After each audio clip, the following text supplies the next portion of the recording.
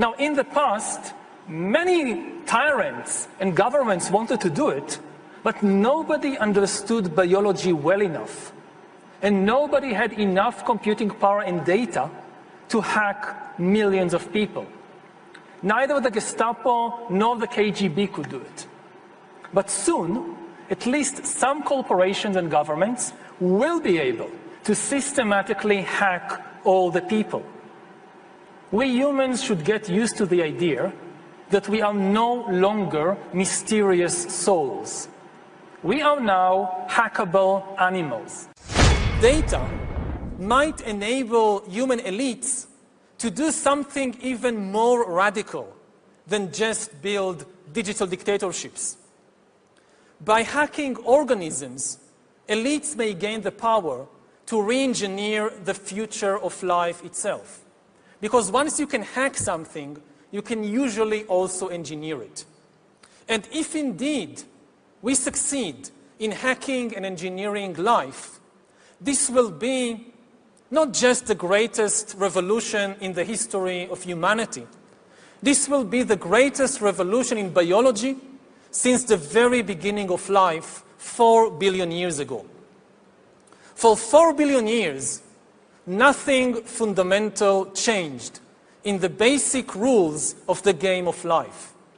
All of life, for 4 billion years, dinosaurs, amoebas, tomatoes, humans, all of life was subject to the laws of natural selection and to the laws of organic biochemistry.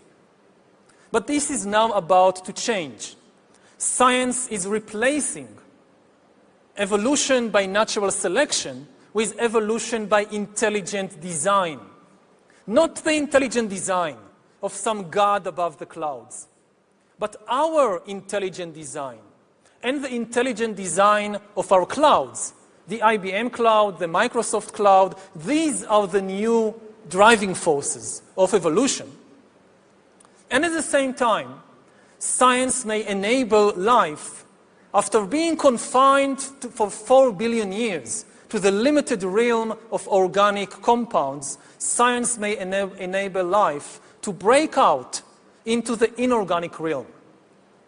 So after 4 billion years of organic life shaped by natural selection, we are entering the era of inorganic life shaped by intelligent design.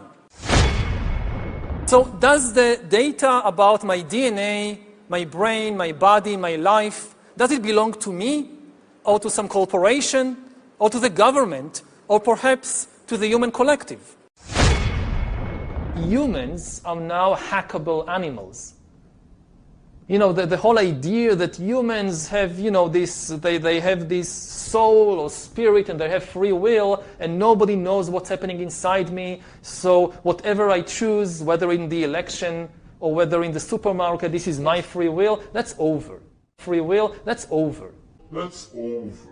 Over. Today, we have the technology to hack human beings on a massive scale. Yeah, I mean, everything is being digitalized. Everything is being monitored. In this time of crisis, you have to follow science. It's often said that you should never allow a good crisis to go to waste, because a crisis is an opportunity to also do good reforms that in normal times people will never agree to. But in a crisis, you see, we have no chance. So let's do it. Vaccine won't help us go the to vaccine the test, of course. Will help us, of course. It will make things, you know, more manageable. Surveillance, people could look back in 100 years and identify the coronavirus epidemic as the moment when a new regime of surveillance took over, especially surveillance under the skin, which I think is maybe the most important development of the 21st century, is this ability to hack human beings, to go under the skin, collect biometric data,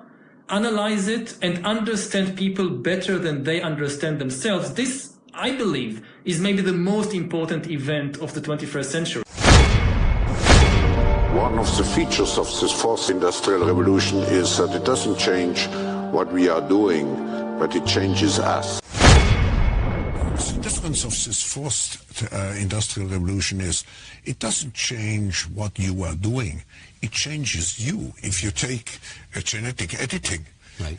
Just as an example, it's you who are changed. Yeah, and of course this has a big impact on your identity. Yeah. And offers certain kinds of possibilities that have to be careful about. You know, when you began to do that kind of gene editing, some people worry that you are changing what it means to be human. That's the problem. And of course, the new industrial revolution offers us many opportunities, but it raises manifold questions on the ethical, but even legal implications. And we have to be prepared for it, and that's what we want to do in Davos next year. Talk about technology and how the ways it can be deployed, you know, that contribute to growth rather than exacerbate unemployment. How will that implement itself? It's a big question mark, because there is a fear that technology, robots, just to take one you gain element, productivity from